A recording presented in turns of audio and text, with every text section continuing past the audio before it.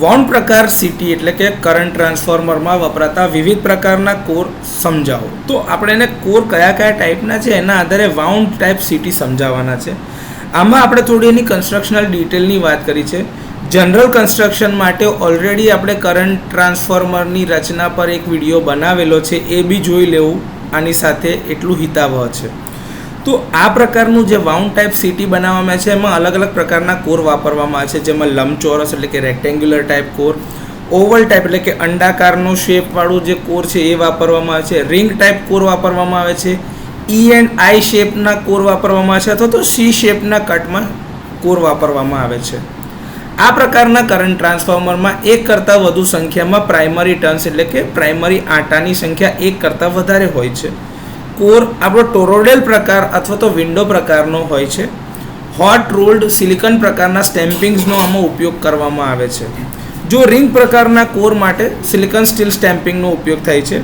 જ્યારે ring core પર સતત સ્પાઇરલ વાઉન્ડ કરવાનું હોય છે ત્યારે તેનું મટીરિયલ નિકલ આયન પ્રકારનું એલોય મટીરિયલ છે, એટલે કે મિક્સ આયન છે, મિક્સ અલોયસ છે.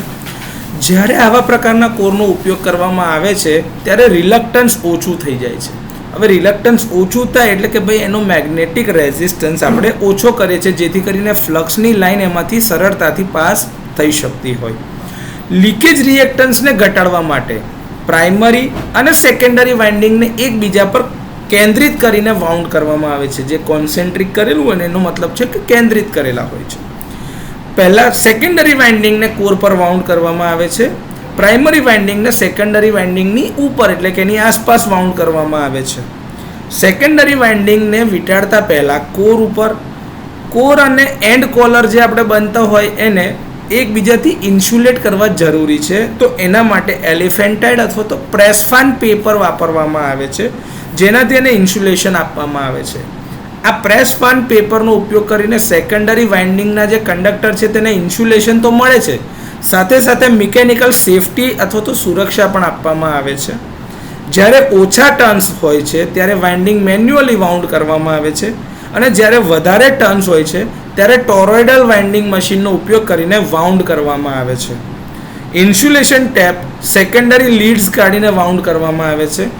પ્રાઇમરી વાઇન્ડિંગ કોપર સ્ટ્રીપના સ્વરૂપમાં હોય છે, જ્યારે સેકન્ડરી વાઇન્ડિંગ જે છે એ ગોળાકાર કોપર કંડક્ટરના આકારમાં હોય છે ને એનો ઉપયોગ કરવામાં આવે છે, કેમ કે વાઇન્ડિંગ ટાઈપ જોઈએ છે, એમાં આંટાની સંખ્યા વધારે છે અને એની કરંટ કેરિંગ કેપેસિટી ઓછી છે, તો એને વાઇન્ડિંગ બનાવી શકાય છે. તો આ રીતે વાઉન્ડ પ્રકારના સીટી અલગ અલગ પ્રકારના કોર મટીરિયલની સાથે કેવી રીતે બનાવવામાં આવે છે તેની વિગતો સમજી શકાય છે.